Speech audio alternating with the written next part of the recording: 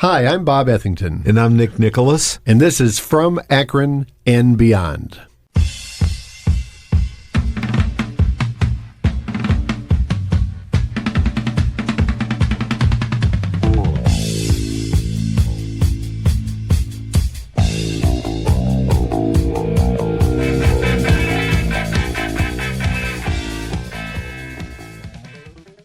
A few episodes ago, we had Calvin Rydbom on. He is a local, I would call him an eminent historian and bon vivant. And he was quite interesting talking about the Akron sound, the Akron music scene. And then it kind of got off on some sort of more general topics about Akron history. And after we were done with the program itself, which again had centered more on bands and local music, we ended up talking for another half hour, 45 minutes about just various interesting Akron buildings and historical facts. And we're at some point we're kind of like, this would be a great show. So we need to do this. Yeah, absolutely. And so that's what we're doing today on this episode. We brought Calvin Rydbom back. He actually hi Calvin. Hello. And is your newest book done, totally finished, or not quite? Well, a book's never finished until it gets printed. Mm-hmm.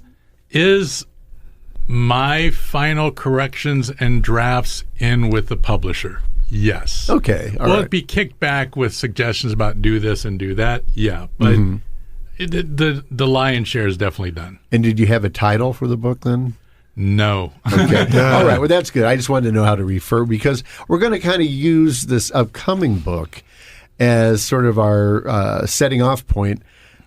But basically what Calvin does in it, it's very interesting, is he just has these different chapters on these historical buildings in Akron, many of which you probably have driven by hundreds, if not thousands of times, others of which you may not be familiar with. Really obscure. Yeah, but there are a lot of interesting stuff here, and so we're looking forward to this. And so, Calvin, thanks for joining us today. Oh, no problem. We should probably start with how important it is for us to know our history, and in this book that's coming out, really, how many books are there that in Akron that are on that historic? There are 56 sites still standing. Unfortunately, a couple have been torn down from neglect, or they couldn't find a buyer. But there are 56 standing sites on the National Register of Historic Places, and since several of them are historic districts, there's well over 100 buildings, which is in some ways what started me down this path, because I've written a couple other books on Akron history and a few on other, towns in the area. But I constantly hear from people like, oh, Akron doesn't respect their history. They tear everything down, and Suma and Akron, you were great villains for destroying everything. And it's just not true. No, and there's over 100 buildings standing on the National Register of Historic Places in Akron proper alone. The reason I started off this way, how important it is to preserve, our history, is I mentioned the Warner Building, and how that it was there one day. They referred to it as a castle. It was there one day, and then one day it wasn't. And that's very important to keep in mind, because that's our history, our past. Well, I drove by that building when I was working at the main library downtown. I would drive by that building every day because it was right there when you got off the expressway. And so it was always such a unique looking structure. And I think it was an example of kind of the opposite of what Calvin's saying. But at the same time, I think that building was really decrepit on the inside. I don't think it could have been saved, but it was shocking to drive by it one day, and all of a sudden it's just literally a huge pile of rubble. Right? It actually was on the National Register, really, as a building, and because it was part of a huge complex at one time. It was the only building left, and over the decades, the owners, the companies that were in there, and I don't want to blame them, didn't really maybe put money in to keep the building up, because they're trying to keep their company going. Yeah. And at the end, they tried to sell it for a couple years, and they couldn't get a buyer. Mm-hmm. So I don't really blame the last owner, because he tried to get somebody else to buy it and renovate it, and it just didn't happen. Yeah. Yeah, that was something I learned recently, which was that was just the office building for a huge factory. Oh, and all the factory buildings had burnt down. I remember when I was a kid driving by that, before that, the remnants of the old Pfluger company, which was I think it was the largest manufacturer of fishing equipment in the country. But I'd like to get going with the show here and start asking about some of the buildings that are discussed in your book, that you cover in your book. And of course, I went through a list of what you have in your book and just chose things that interest me in particular. Yeah. And some of them are buildings. I guess I'll set this thing off by going with not exactly a building, but the Glendale Cemetery. I think everyone in Akron that's ever visited the Glendale Cemetery is struck by how beautiful it is. It's the serenity of that place and the sort of interesting location of it, that it's so close to downtown. You know, you're by all this noise and traffic, and then you just drive in there, and all of a sudden you're like 100 years ago. Beautiful chapel. Yeah, but tell us about it. So it's history. The chapters, and they're more like essays. They're 1,000 to 1,200 words, but I talk about more than the structure, the reason they're on the register, because the register accepts applications, and it's through the National Park Service, and makes a decision based on 3 criterions: A, B, C. A is an important event, B is an important person associated with it, and C is construction. And the Glendale Akron Rural Cemetery, which what it was called at that point, is both an A and a C. Now, I like to tell stories about Akron in these because there were older cemeteries in Akron. Mina Spicer, Spicer Street had a private cemetery in 1813 that she opened. And when Akron U bought that land in 1870, they moved the bodies to Glendale. Oh, wow. Yeah, and there was a few other ones. There was the Dublin one, which was for Irish people working on the canal. There was one that a deacon opened on Newton Street in 1808 that by 1825 was filled. Newton Street. Yeah. There's nothing there. And houses. And when these cemeteries were closed down, the bodies were moved to Glendale. You hope. There's not people over on Newton living on But the cemetery that was in Akron in the late 1830s was in the red clay area of Akron. So it was not a great place to bury people. A gentleman named Jebediah Commons, who was a pharmacist in this town, his son died. And this is a little macabre, but he decided he wanted his son buried somewhere much nicer. So they put the kid in alcohol and preserved him while he traveled the East Coast. And at that time, to what you were saying, Bob, there was a movement in this country to make cemeteries beautiful cities of the dead. They're called the Rural Cemetery Movement. Okay. And so Akron's was one of the first in the country, and it was based on one he found in Boston. And that's how the cemetery came to be, because a wealthy Akronite didn't want to bury his son in the not great cemeteries we had in Akron in the 1830s. Well, but it's interesting you ask about it. Glendale's unique that it's sort of on the list twice. In what way? Because while it's been on the list since 2001, the buildings you talked about, the 4 buildings have been on the list since 1980. The Civil War Chapel, the Bell Tower, the General Chapel, and the office. So the buildings are on it, and Glendale is on it. It has 2 entries. Okay. Something I'm fascinated by, it's not as old as some of the other buildings we're going to discuss. It's on my bucket list of places I'd love to roam, for like a couple hours, is the air dock. I know it's been fascinating for so many years. You know, and the Bizarros even had some publicity pictures taken in front of that. I know. I used them on my Akron soundbook. So tell us about the air dock. Well, the air dock was originally made by the Goodyear Zeppelin company in the late 20s. Cost a little over $2 million to build, which would be about $25 now. It is huge. It's like 1,200 feet long, 300 and some feet wide, and 211 feet in height.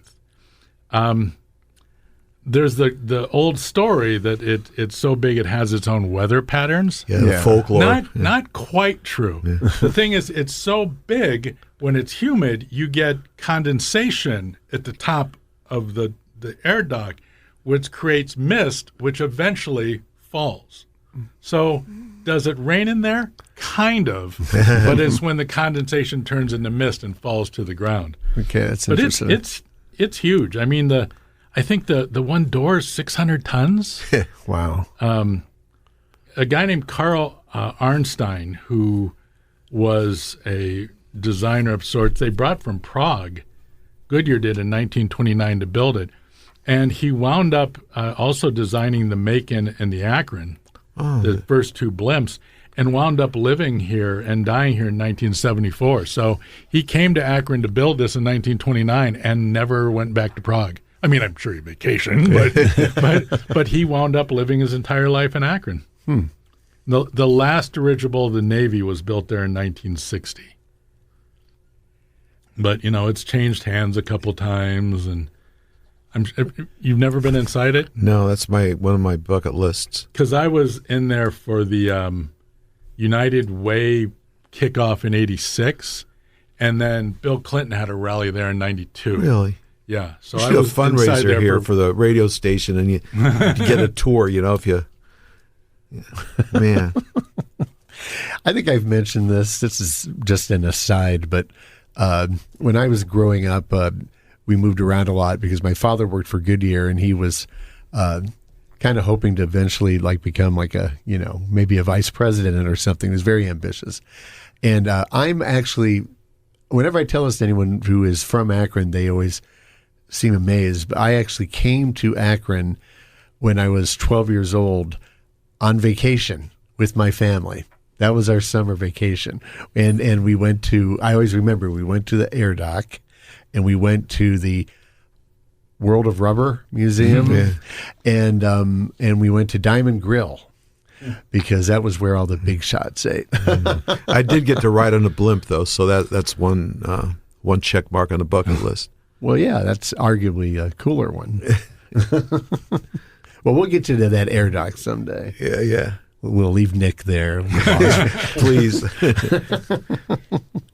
This is going to be kind of random because these are literally just things that I was looking at in your book that kind of struck my particular interest for one reason or the other. But same here. St. Bernard's Church downtown. I remember the first time I went there was for a Christmas Mass. I was just curious. I'm not Catholic, but I was, I'd heard about that church, and I thought this will be a nice way to celebrate Christmas Eve. And I was really amazed that this building that was so ornate and vast was, right there in downtown Akron. And when I was a student at University of Akron, I would occasionally go there sometimes on a rainy afternoon or whatever. I don't know that it's open during the day anymore, but at the time you could just walk in and sort of sit and meditate or try to figure out what the heck you were going to do with your life. I still do that. Pray for it to get through my midterm exam, whatever. But anyway, tell us more about that. I don't know, when was it built? And I'm very curious about it. Well, it was built in 1905. Really? Although St. Bernard's has existed since Civil War era. So there was Catholic churches in Akron at that point, but it was heavily Irish because of the canal workers. Mm-hmm. And a lot of Germans who had moved to the area wanted their own church. Nothing against the Irish, but they felt they wanted their own church. So they moved to their own church, which is a building not far from where the church is now. And then they wound up building that one in 1905. Now, a guy named William Ginther, who built a number of renowned Catholic churches in this area, in a couple state area, from like 1880 to 1930, designed it. His churches are so well known. I mean, there's actually a book that Kent State published in 2012 on William Ginther's churches. Oh, wow. Okay. It's funny you say like how gorgeous it is. If you read the Beacon Journal article, and it was a big spread when it opened in 1905, the headline basically says that their goal was, and they achieved, building the most beautiful church in Ohio. Wow. Okay. I mean, that was their goal. That was not like, wow, we did a good job. No, they set out to build something that looked so much nicer than anybody else. And they did kind of accomplish that. Yes, beautiful building. Yeah. You know, one of my best friends has lived in the what used to be the YMCA building for 30 plus years. You know, I got to spend a lot of time there, you know, visiting him. And tell us a little bit about that. Again, like the building is the focus of each essay, but I use it to spin other tales about Akron. Like the YMCA started in 1870 in Akron, just doing religious programming and lectures. And they didn't open they opened a night school in 1881, the first night school in Akron, and then a gym in 1886 on the third floor of a building they were renting. And when they opened the gym, I love this quote, but the Akron Beacon Journal had a little blurb about it, and it said the gym opening was a boon for which the young men of Akron have long desired. And I just feel we don't use the word boon enough anymore. Not enough, anyway. So here's the fun part of the story. Oh, and from 04 to 1930, it was where, when they tore it down, they built the Mayflower there. So there's been other cool sites there. But in the late 1920s, Canton built a really nice YMCA. And there was a lot of people in Akron that kind of got upset that, you know, the little sister down the street had a much nicer YMCA than we did. So we built a really nice YMCA. I mean, when it first opened, it was 16 stories, a beautiful Art Deco building. There was 220 dorm rooms, 2 restaurants, a dry cleaner, a barber shop, and there was also 24-hour medical service, as well as just the basically YWCA stuff. We also timed it. Although it opened in March, the grand opening was on August 4th of 1931, when the YMCA World Conference was being held in Cleveland. So people from all over the country who were associated with the YMCA came for the grand opening of our YMCA. So it just wasn't like, oh, we need to like make the gym better. This was a real effort to trumpet Akron as an up-and-coming city. Wow. I'm enjoying this YMCA wars between Akron and Canton. Yeah. You know, I mean, have you been in that? Like, you know, I have a friend of mine. They have the president's room, which is oak veneer and black marble firecases, and then the courtyard that's like, okay, we need to build a courtyard and make it look like an English Tudor mansion, and yeah, they just went all out. I can't stop. Like, screw Canton. Can't stop laughing. I keep picturing Brad playing the Village People after this.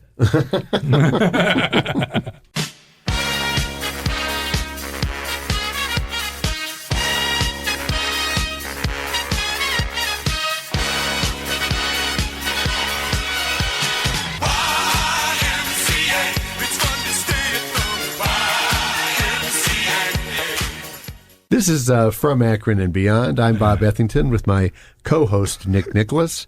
And our guest on this episode is Calvin Rydbom, local historian. And we are just talking kind of randomly about a lot of the fascinating buildings and structures, and then little anecdotes that can take off from those buildings and structures here in Akron, based on an upcoming book that will be out at some point. Yes, it's still in that phase. So you kind of mentioned the name Knight, and you've mentioned the Beacon Journal several times. This will be a sore subject for some people I know out there, friends of mine. But the Akron Beacon Journal building, obviously a landmark, but it's kind of fallen on hard times of late. And I don't know that, people have such a short memory span when it comes to history of any kind, that I'm often surprised how many people don't realize the journalistic prestige that Akron had, having been connected with John S. Knight and ultimately the Knight Ridder papers. So, Calvin, what can you talk about with that? Tell us about that. Again, I used the building to tell some other stories, because it's not just Knight. The first journalism degree in this country was given by the University of Missouri in 1908. Okay. Akron started giving one in 1913. So we were way at the forefront of journalism as an actual career that you had to go to school for. Mm-hmm. Because before that, it maybe wasn't for a long time. Right. The Summit Beacon started in 1838. So the precursor of the Beacon started years ago. The owner, Bowen, also bought something called the American Balance in 1839. At the time, there was a number of Akron papers, and at that point, even more so than today, a paper was tied to a political party. When he bought the American Balance, it was the Whig newspaper, a party that not many people remember now because, the last Whig governor in Ohio was 1850, but he changed the Balance into the Summit County Beacon Journal in 1919, and the Summit Beacon had been the Akron Daily Beacon since 1869. So the Beacon actually published 6 days a week that we know now, and at one point, it had the 6th largest advertising revenue of a afternoon 6-day-a-week paper in the country. Wow. So it was a big deal. Yeah. George Krause bought it in 1871, and Krause was the president of Altman. He was commissioner of the county. He was a state senator. He shows up a lot in history at that time. And he merged it with another newspaper, the Daily Republican, in 1890, and then it became the Daily Beacon.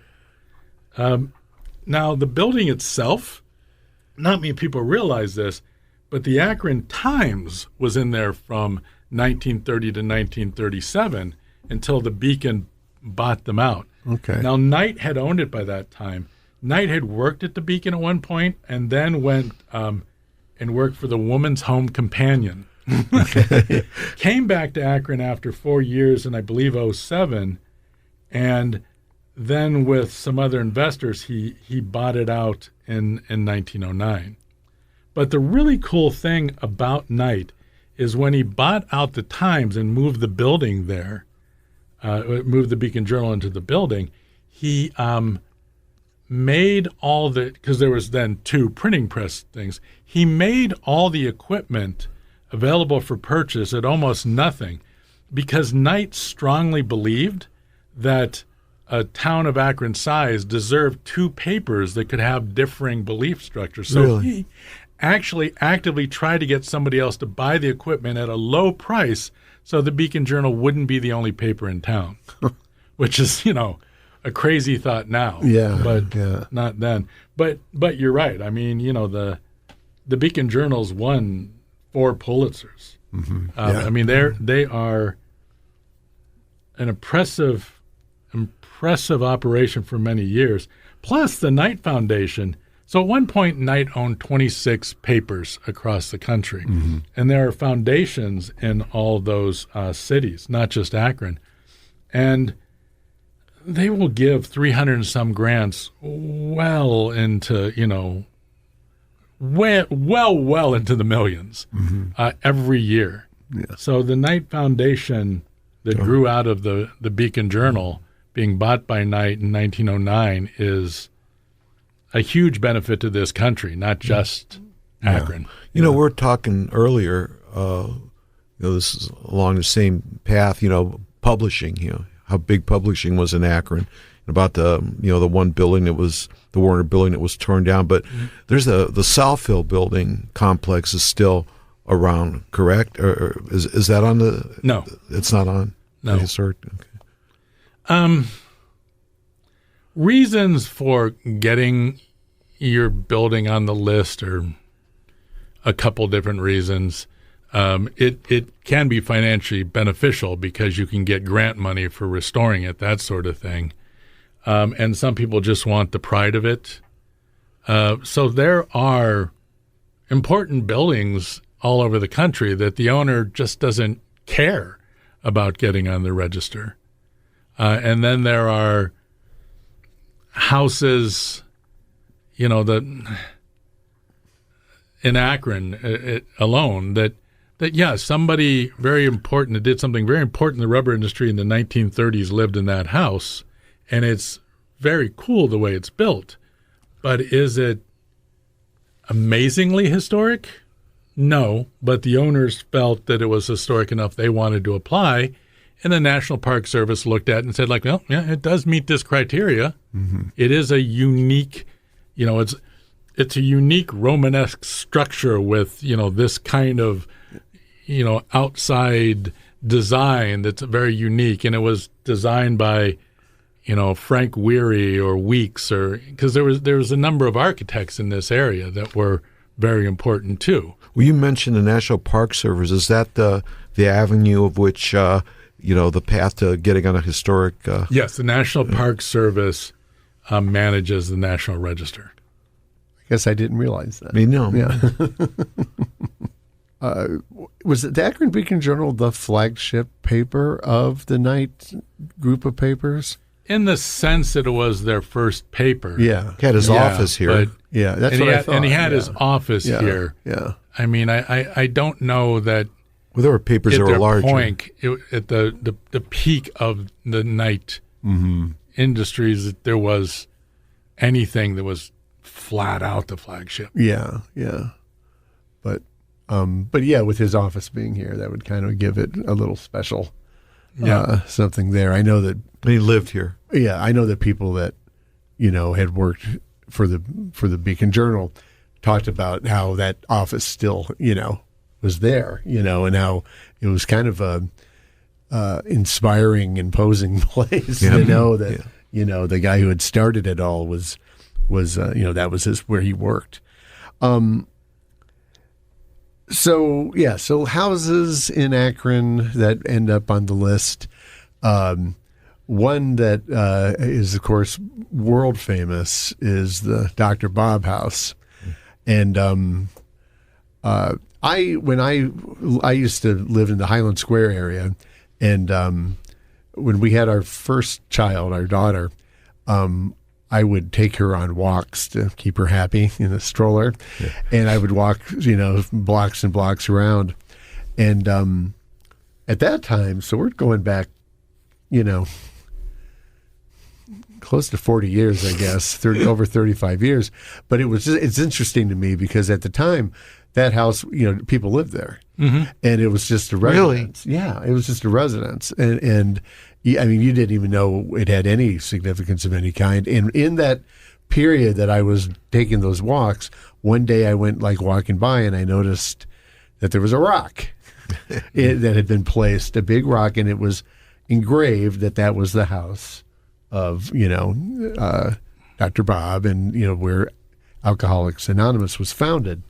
And you talk about how it was a private dwelling for many years, and this is in no way to ridicule or make fun of Alcoholics Anonymous. But when I was doing research, I ran into a lot of people in our age range, it's like, yeah, we used to all think it was so funny. Like there was a guy living there. We used to go to parties there all the time. We were drinking at Dr. Bob's house. Yeah, right. Really?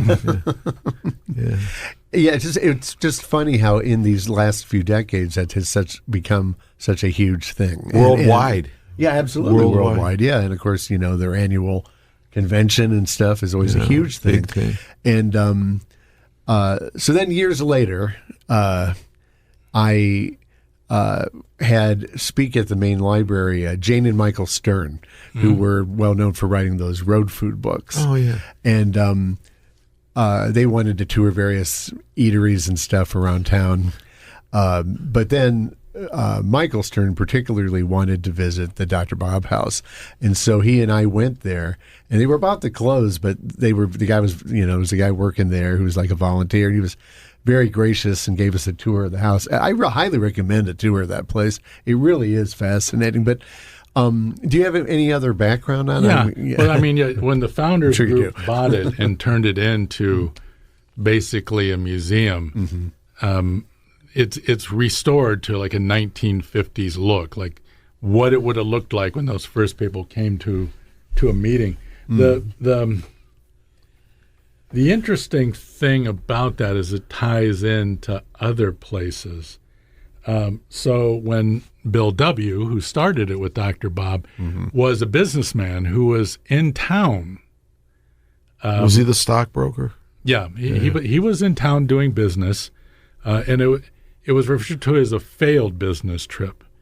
And he was struggling with his addiction and hadn't had a drink for a while. He called some friends in New York. Is there anybody around here that, is a... Because there wasn't really structured groups like AA. Right. And he was actually sent to Henrietta Seiberling, who was the daughter-in-law of F.A., and was living in the coach house at Stan Hewitt at the time because she was having some outs with her husband. And she was holding really religious events about, curbing your desire to drink. And that's where Dr. Bob and Bill W. met, at the coach house at Stan Hewitt. That's the significance. And they, in the way they helped them out, they started thinking about like a buddy system might be a way to do this. So the foundation of AA, in the first meetings at Dr. Bob's, started with Bill and Bob meeting at the coach house at Stan Hewitt because Henrietta Seiberling was trying to hold events, not events, but meetings to help people that were struggling with an alcohol addiction. Right. I think one thing it's always bothered me about history and the way it's taught is it's very linear. Like when kids are at school, they're taught about, say, Dr. Bob, and they're not taught that, at that same time, this is going on with the Seiberlings and this is going on with the Firestones. And there's not really a realization that, Dr. Bob, Harvey Firestone, and somebody else could have had lunch, in an afternoon in 1922. Right. Because we're taught that the history is so linear, we don't understand that those people were coming in contact and relating with each other. Absolutely. And that I think I'd add, I wonder if you agree with me, that often, probably more often than not, historic events are not like a total nuclear one, one guy came up with this idea and then this whole thing happened.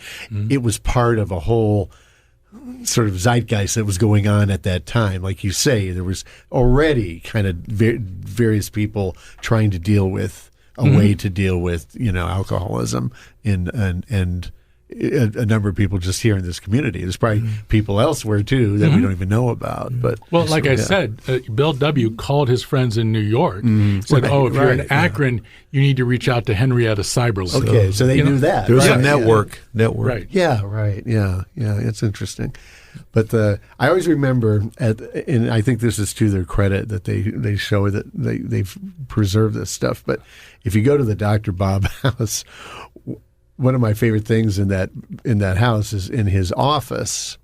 he had these windows with curtains on them and stuff, but there was one window that was a fake window, and if you opened it up, it was actually just like a chute that went down to the garage, and that's where he would toss his bottles because he was telling his wife he wasn't drinking, and so she'd be downstairs, he'd be upstairs in his office drinking, and then he had a garbage can in the garage with pillows in it, so that when it landed, it wouldn't break or make noise. It's a sort of humorous and yet at the same time very stark example of the lengths of people reality will go to. Yeah. So there's the National Register of Historic Places. It has thousands of sites on it across the country, 50 some in Akron alone. There's a upper tier called the National Landmark of Historic Sites, and there are only 2 in Akron that have made that, and it's in the hundreds, not the thousands. And, of course, the other one's Stan Hewitt. Mm-hmm. But the only thing that the federal government, the Park Service that looks at it says, okay, this is an important enough structure to be a national landmark, is Stan Hewitt and Dr. Bob's house. Wow. Yeah, interesting. Yeah. To turn around in a completely different direction, every time I drive by, I think it's Broadway or Bowery, it's the Cell. Is it Cell or Selly building? Yeah. Yeah, which one? You know how to pronounce Selly Gear, yeah. And it's got the coolest, 100-year-old smokestack. If it is that old, it's like. Oh, it's definitely that old. Oh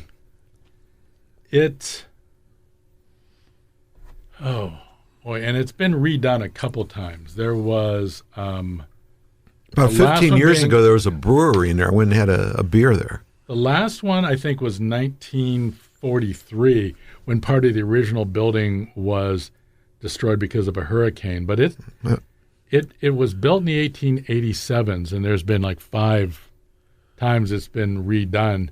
At its biggest size, it was 70,000 square feet.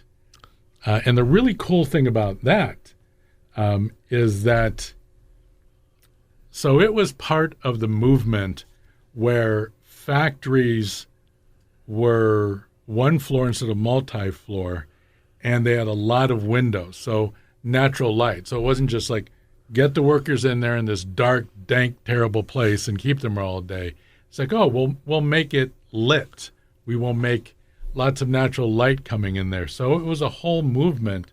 And Frank Weary, the architect I mentioned, designed it originally with a Romanesque revival style. But there's some cool stuff going on there. From day one, it was run by steam power, which was fairly unique at that point. And that company started making parts for horse-drawn carriages and then moved into making things for cars, and were manufacturing car parts in Akron until 1997. So yeah, I mean they were a place where people went and got a job in Akron for 110 years. Wow. And the family itself left very early on and formed I think it's Selly Cart and Gear, a second company down the street, because he sold out for a boatload of money, and then opened another company that was also successful in Akron until around 1930. But yeah, it's a very cool building, but it's really important because it opened with steam power. It was designed by Frank Weary, and you just didn't go hire a top-end architect to build a factory and make it Romanesque revival and say you want a lot of windows because you want natural light in there so the workers have natural light. Mm-hmm. That was a big deal, and in large part that's why it's on the register, because most people didn't think about building a factory in that sense in 1887. Right, it was innovative for that time. Yeah, well, that's really interesting. I didn't know any of that stuff. Yeah. That's why he's here. Right. Did we ever? You were mentioning the Saalfeld building complex, and its history as being a publisher, specific or most famously at least, for children's books. And so I think I know the answer to this, but what is in that building now? Anything? For years, it was like warehouse, right? Yeah, I think it's just warehouses. Everything from cars to a lot of stuff. But that's just, Akron folklore. Who knows what's in there? Well, it's just interesting because you can't drive down that road and not see it, and then it's just, it's one of these things where, after, no matter how incurious you may be, at some point you're going to be, I wonder what that thing is. Saulfield, what does that mean? How about the Akron Jewish Center? That has beautiful building. A beautiful building, and is I'd be curious about the history of that. So much of the history of Akron and other cities all throughout the United States, and how about this? The world are based on religious culture and, of course, ethnic cultures. And right. You were talking about just even the difference between the Germans and the Irish with St. Bernard's. And I'd be curious about the Akron Jewish Center. And we still have Rex's Tower. Right. Well, right. Yes. That's one way it's referred to. Yeah. So there was a Jewish community in Akron as early as 1850.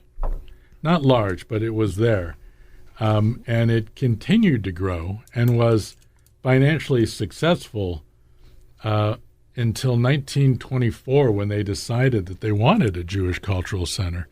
What's really kind of neat about it is they decided to build it on Balch Street in a residential area instead of closer to downtown. Mm-hmm. So it's a unique choice in place. The architects, Fischer and Brooker, were also important architects. And, they raised a couple $1 million to build this building. There was a women's auxiliary that was running it, that was doing fundraisers. And they, again, were important architects. In fact, Harry Brooker, one of the partners, was the first building commissioner of Akron, too. But have you really, gone and taken a look at it up close? Excuse me, I'm thinking of two different places. The one that just got bought, that they're doing, having everything from wedding receptions to that. Well, that was a synagogue. Okay. Mm-hmm. Now this I don't know anything about. Yeah. Well, now it's the Balch Street Athletic Center. Yeah. But so they did a renovation, not a renovation, but they added on in 1951. Again, Romanesque style, very popular in Akron. But if you're at the building and you go to the entrance for the old building on the right-hand side, the sculptures in the mortar around the door are Old Testament figures, and they're quite impressive. Mm-hmm. It's very beautiful. But so they made a real effort to do something really special there. The original auditorium was an 1,000-seat auditorium there. They had handball, they had pool, they had a billiard room. So a couple things went on there. The Center Theater Guild was there. There was a theater group there when it was the Akron Jewish Center. The Sunday evening concert series started there. The Budapest String Quartet played there while they were touring. Wow. There was something called the American. So one of the things I do, I spent a number of years doing archiving for Old Time Radio, the online Old Time Radio site. And there was a show called America's Town Hall Meeting, which is exactly what it sounds like. That was broadcast from 1935 to 1956. It was twice held there. Edward R. Murrow talked there. Eleanor Roosevelt talked there. It was a very important place, not just for the Jewish community, but culture in general for Akron, especially in the 50s. Brad, this is where you play a Harvey Gold song. Or the Golem. Yeah, that's what I was thinking. But if you get a chance, go to the opening and visit. Many of these sites you can visit. Not many of them are security guard's going to get there to stop you. Some like standing here, you might have to pay a little money, but it is what it is. Yeah, right, sure. Yeah. But you go to so there's the old building and the new building, and you can see the break. I mean, it's a very similar brick and look, but you can see the change. But go to the old building, the entrance there, all the Old Testament carvings in there. It's really cool. Yeah. Really cool. Yeah. And these are the kind of buildings that can't be built anymore, right? They'd be prohibitively expensive to even attempt to do that. Just as a footnote, the building that Nick was thinking about was a again a synagogue that's on the corner of Merriman and West Market, right? Yeah, that's it. And it's beautiful too. I'm not sure if congregation's the right word for or not, but the people that had been using that synagogue, they ultimately ended up selling it, and it was vacant for several years. And I think Tony Tropy's bought it and has turned it into a sort of a performance space. So the city of Akron owns it now. Mm-hmm. Oh, they do. Okay, well that's okay. It's the Balch Street Athletic Center. So I'm sorry. Okay. The Jewish Center. The Jewish Center. Okay. It's owned by the city of Akron. There's basically a workout place there, and you can get a membership there. It's also there's a theater group that I think the guy that runs it is a professor at Akron U that does shows there. So there's a couple other groups that rent space there, but for the most part, it's an athletic center, very much like it was used in like 1930. Right, wow. Right, yeah. That's interesting. Yeah, are there any other theaters on a historic list besides the old Lowe's? It's now I believe the Civic Theater now. No, that's it. I would have. Unfortunately, I think the other really. I mean, obviously there's E.J. Thomas, but You've been around long enough and are a few years older than me to remember the Colonial. Oh, and the Palace. Yeah, and the Colonial went down in '69. And the Palace, almost around that time. Mm-hmm. So there were a couple very cool theaters during that period that would have been considered historical, but they're all gone other than the Civic, the old Lowe's Theater. And so one of the first things I did professionally was set up a historical website for Playhouse Square. So I really got into old theaters at that point. Yeah. But so I'm definitely into old theaters, and I'm part of a archiving old theaters group as well. But yeah, old theaters are so cool. And, the Gothic building downtown. I was going to ask you, what is the Gothic building? What's really cool about the Gothic building is when they started building it in 1902, they got the permits to build it. Part of the agreement was they had to build that building to look and conform to the Colonial Theater, which was right next to it. So they had to build that building to look like the Colonial Theater to get the rights to build it, because the city of Akron at the turn of the century, they viewed the Colonial as going to be like a huge, impressive, important theater, and they built that in the same way that Cleveland built Playhouse Square in 1920, as a cultural center. Well, what street is the Gothic on? Is that Mill? Gothic's actually on the corner of Mill and High. Now, do you know what's in it now? Restaurant at the moment. It was bought in 2007 by a company called the Gothic City Revival Company, and it was rebuilt and set up as a couple of restaurants. I think most people in Akron remember the Gothic as where Alfred's Music Store was. Oh, Edfred's. Yeah. Mm-hmm. The first old timer who decided to carry rock and roll albums in their record store.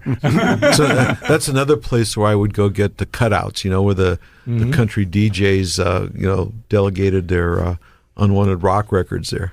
Now, the reason the Gothic actually is on the list is it was built with the bottom floor to be retail businesses, but the top floors were set up as really nice apartments. And in 1900, well-to-do upper-middle-class people didn't live in apartments.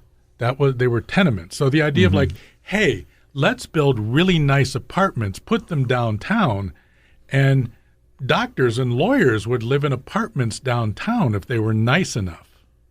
So that's what makes the Gothic important. Interesting. I mean, when it opened, there was a surgeon who had one of the apartments because there's only a couple there. Yeah. There was a guy named Joseph Looker, and for decades, Looker was the premier restaurant in Akron. And he wound up opening another in like Chicago, Canton, Youngstown, and there was a fifth somewhere. But he was a very important restaurateur. So the idea that, and the apartment idea ended after a couple of decades, but it was a groundbreaking idea to make nice apartments for people that have some money to live in downtown in a city like Akron. Remember in the early 70s when Terry Walker was in my band, was taking viola at Akron U. His teacher lived there, and I'd drop him off, and he would go up to that building and get his viola lesson. Well, for years, the Akron Institute of Music was on the fourth floor of that building. Oh. And there was also a place called the Spotlight Theater. There was a small, like 60-some seat, like kind of black box theater that opened in the late 40s, too. Were those theaters that you were mentioning, like the Palace and what was the other one? Colonial. Were those all located by where the Civic is now? No, the Colonial is across the street. It's catty corner behind where the YWCA is, right by that the Mexican restaurant. Okay. Yeah, I mean, at walking distance, they were downtown. Yeah. Well, I mean, the way you were describing it, it just reminds me of, how many cities like Cleveland and Columbus have a theater district, where, like you said, Playhouse Square, you've got, these 3 or 4 different theaters that are really the Palace connected practically. The Palace is where the library is now. The Colonial was open to be a prestige theater. Actually, there was a point in the first decade, maybe a little later, that George M. Cohan had some kind of role in running it too.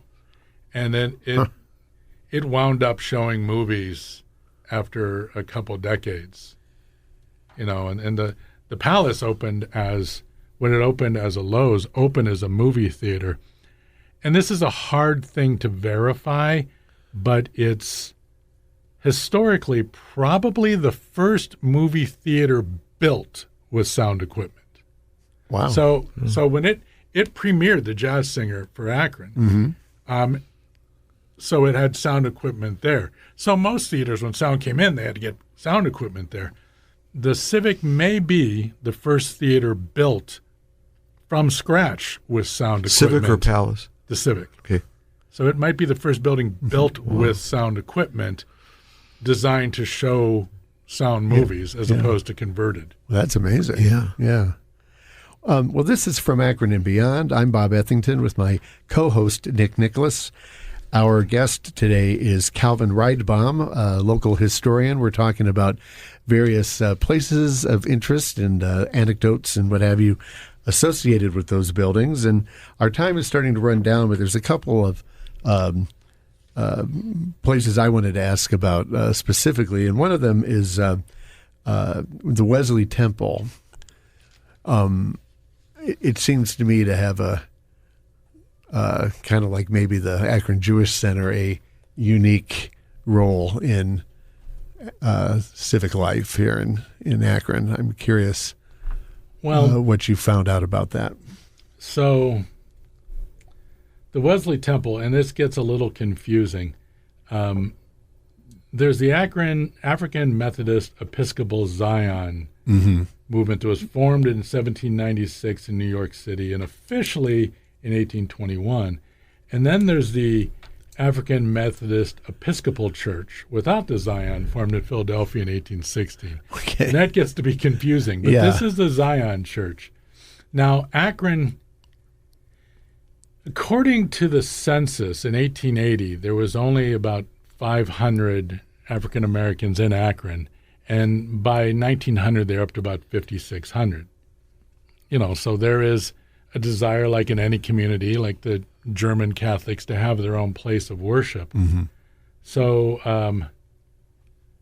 that's why they actually opened it in 1866, the church itself, and bought the property in 1882. But what's really important to know about that facility is when the Depression hit, and unfortunately, in most of these factories, the first people that were laid off were African Americans. The Wesley Temple kept the community and largely afloat. I don't want to over-exaggerate it, but boy, that was a place everybody went to for help during the Depression in that community. And it's generated a lot of important folk. I mean, the first African American law graduate, Elmer Lancaster, in 1921, was from that church. The local NAACP president at one time was from there. Eugene Morgan, the first Akron school board member, was from there. Edwin Davis, the first council member, was from there. It's not that it's any better than any of the other churches, but boy, its place in Akron and its community is, you can't really under-exaggerate how important it is. Well, Calvin, the building that we all know now as we're driving, towards downtown there, that's not the original one. No. But that's the one that's on the register? That's 1928. But that's the one that's on the register. Right. And the thing is, that church, that physical building, is there under a criterion, which is for an event. Not so like I said earlier, you're on the list. You can have all three, you can have one. A is event, B is person, and C is construction. So when you file, you say, I'm important because of this. The church is there for the event that happened there, how important that church is to the community and what it did, not for the actual building itself. And what's the event? Well, the event is what I was just talking about, how important it was to the community. The history of it. Yeah, the history of everything they did. And you said that like the Beacon Journal building is there for the event, not the building. I see. Okay, that's good to know. And you said that the Wesley Temple, was it the Wesley Temple specifically, or the church was founded in 1866? I can't say for sure it was known as the Wesley Temple African Methodist Episcopal Zion Church, back then. Right. But much like the Summit Beacon turned into the Akron Beacon Journal, it was that congregation that eventually built that church. Because that's 20s. Literally 1 year after the end of the Civil War. So that's really interesting. Oh, yeah. Well, that's very interesting stuff. One of my favorite stories, though, is the First Congregational Church, which is a beautiful church. Oh, good. Oh, that's there for the Akron Plan, which, big time there. Yeah, is important, and Lewis Miller is important with that. But in the 1840s, when it was at his old building, its minister became a Seventh-day Adventist. Oh, wow, okay. And half the congregation left to a church across the street from the old building because they believed that the world was going to end in the spring of 1843. Yeah. That's a big switch to go from congregational to So on April Adventist. 4th, 1843, the congregation of this church that had left the first congregational in white ascension robes stood out in the street in Akron waiting for God to come take them all. And it didn't happen. What? I don't want to. And he announced a couple other dates before finally publicly saying, like, well, I guess this is all nonsense. It's not going to happen. Sorry. But those are the kind of fun stories about Akron I like to tell. Good one, actually. Well, tell us a little more about this. Forget whatever else I had. Tell us a little bit more about Lewis Miller then in this Akron plan, exactly what that was. That'll be a good way to end this. Lewis Miller was a inventor who the building now is just an apartment building over there. When he built it, it was known as Oak Place and was 25 acres. Because in 1870, if you were stinking wealthy, you had to build a house so big that you named it. It was kind of the law, I think. But Nick's Lodge. But he's rich and famous. He owned 92 patents, but he designed what's called the Buckeye Mower and Reaper. Oh, yeah. Which what that was like, hey, we have motors and machinery and gears now. We could put a plow on the front of a machine and farmers could plow their ground instead of like dragging it behind or by the side of a horse. And we look at it now like, well, duh, but at that point, groundbreaking idea. So he, and also smart businessman, he then sold the rights to the design to like a company in New York, but they could only sell it in that part of the country. And he was allowed to sell it in this part of the country, and he sold the design to another company that could sell it down in this part of the country. Mm-hmm. So brilliant businessman. Yeah. He also, the Chautauqua Assembly, he was one of the founders of it in 1875. Oh, wow, okay. And because of his prestige in the country at that point, he became friends with Thomas Edison, who then wound up marrying Miller's son Mina in 1886 at Oak Place. So in 1886, the event of the season in Akron was the Thomas Edison Mina Miller wedding. And it's long been legend that the light fixture on the front of that of that building, Edison installed. Like Miller put his son-in-law to work with this lighting idea he had. But after Miller just made tons of money doing that, he was very involved in church activities, and he was actually on the he was the chairman of the board of trustees for Mount Union. And he designed what's called the Akron Plan, which for many years was how church was developed. And the idea was you had an assembly that there was a bunch of rooms around, and they could open up and Sunday school could come into it. Because before, at some point, like Sunday school is like some place to keep the kids for a while. Mm-hmm. But he developed the idea, along with others, of course, that, 5-year-olds, 6-year-olds, 7-year-olds, you split them up into different classrooms and then bring them into the assembly. And he got the idea from being in an outdoor amphitheater. But hundreds and hundreds of churches across the country built their church based on the Akron Plan from the 1800s to the probably 1920s.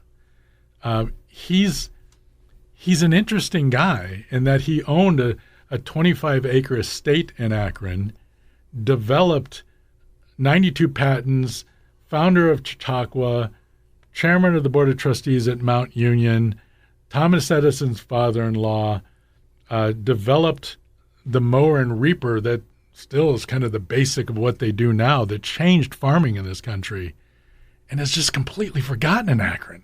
Are there any books written about there's a couple books on Lewis Miller. Yeah. I mean, he's an important guy who there's probably people living, because it's an 18 to 20 unit apartment building now. Mm-hmm. The one people that's way living up on there the- might not on the even hill. know that, a huge, important guy in Akron in the nation's history lived there.